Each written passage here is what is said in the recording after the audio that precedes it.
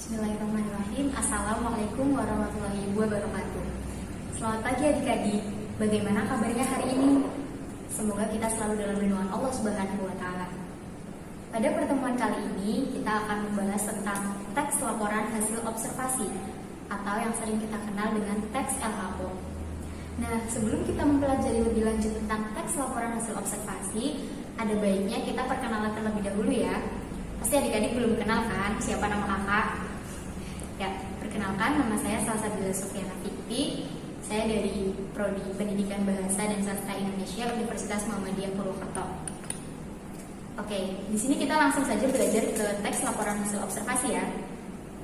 Ada yang udah tahu belum sih apa yang dimaksud dengan teks laporan hasil observasi?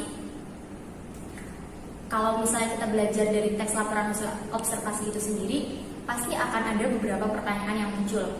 Salah satunya, apa saja kandungan nutrisi yang ada pada madu? Yang kedua, apa itu museum? Apa saja jenisnya? Ada juga pertanyaan yang akan muncul, di mana habitat kunang-kunang? Dan selanjutnya bisa juga pertanyaannya, apa itu empedu? Ya, dari beberapa pertanyaan yang telah kakak sebutkan tadi, dapat kita simpulkan bahwasanya pengertian teks laporan hasil observasi adalah teks yang memberikan informasi secara umum mengenai suatu hal berdasarkan fakta dan hasil penelitian yang telah dilakukan, seperti itu. Dari teks laporan hasil observasi itu sendiri memiliki ciri-ciri ya tentunya adik-adik. Ciri-ciri yang sangat menonjol yang pertama yaitu objektif. Apa sih yang dimaksud dengan objektif? Objektif pada teks laporan hasil observasi atau teks LHO artinya adalah berdasarkan dengan objek atau keadaan sesungguhnya objek tersebut, seperti itu. Yang kedua adalah faktual. Jadi di sini teks laporan hasil observasi atau teks LHO ditulis berdasarkan fakta atau keadaan yang ada dan tidak ditambahi oleh opini dari kita, dari penulis itu sendiri. Jadi teks laporan hasil observasi harus sesuai dengan keadaan nyatanya ya, atau fakta yang ada di lapangan, seperti itu.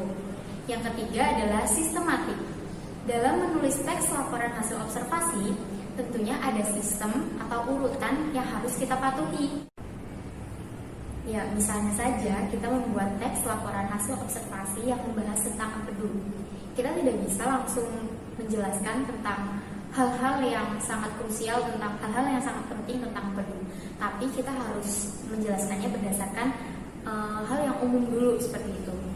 Untuk itu, teks laporan hasil observasi memiliki bersifat sistematik. Jadi memiliki sistem. Oke, selanjutnya kita akan melihat teks laporan hasil observasi yang berjudul pemanasan global. Pemanasan global. Pemanasan global secara istilah sering disebut dengan global warming, yaitu sebuah proses meningkatnya suhu bumi setiap tahunnya yang diakibatkan meningkatnya gas buang karbon yang salah satunya berasal dari aktivitas industri. Terjadinya pemanasan global akibat adanya efek gas rumah kaca yang berupa gas karbon dioksida atau CO2, karbon monoksida atau CO, serta gas metan.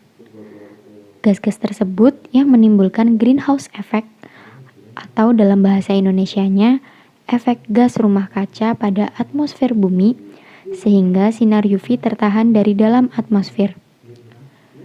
Hal tersebut akan menyebabkan kenaikan suhu rata-rata di bumi. Sehingga jika hal ini terjadi dalam jangka panjang akan mengakibatkan meningkat naiknya air permukaan laut akibat dari es kutub utara dan selatan yang mencair. Selain itu, pemanasan global pun juga diakibatkan oleh penguraian ozon atau O3 menjadi oksigen atau O2 serta unsur O. Jadi, ozon tidak bisa menangkal dari sinar UV sehingga secara langsung akan menembus ke permukaan bumi. Sedangkan penyebab utamanya sendiri dari efek rumah kaca ini adalah oleh perilaku manusia itu sendiri. Salah satunya adalah penebangan pohon dan pemakaian listrik secara berlebihan. Ya adik-adik, setelah kalian tadi mendengarkan teks laporan hasil observasi yang berjudul pemanasan global. Sekarang ada pertanyaan ya dari kakak. Oke, apa informasi yang terdapat di dalam teks laporan hasil observasi yang berjudul pemanasan global?